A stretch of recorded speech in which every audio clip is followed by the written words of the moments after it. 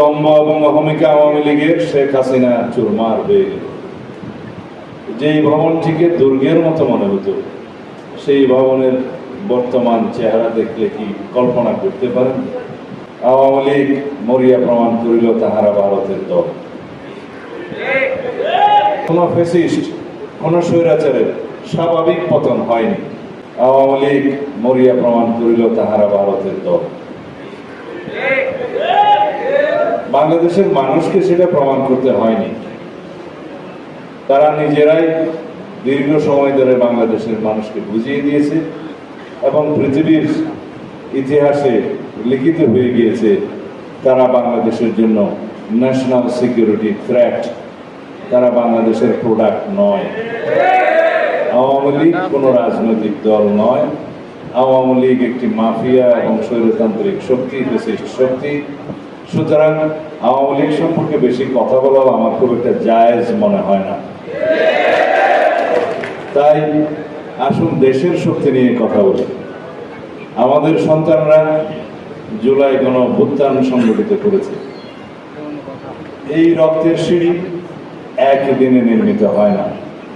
কথায় বলা আছে যে যত বিপ্লবী বন্ধুর রক্তে রাঙা বন্দিশালার এই শিকল ভাঙা, হয়তো তারা আসিবে না ফিরে আমাদের মাঝে। আমরা দেখেছি সেই বন্দিশালা গণভবনের দুর্গ জনস্রোতে এবং জনস্রোতের ধাক্কায় কিভাবে চুরমার হয়ে গেল। সাথে দম্ভ এবং অহমিকা আওয়ামী লীগের শেখ হাসিনা চুরমার হয়ে গেল। যেই ভবনটিকে দুর্গের মতো মনে হতো, সেই ভবনের বর্তমান চেহারা দেখলে কি কল্পনা করতে পারেন?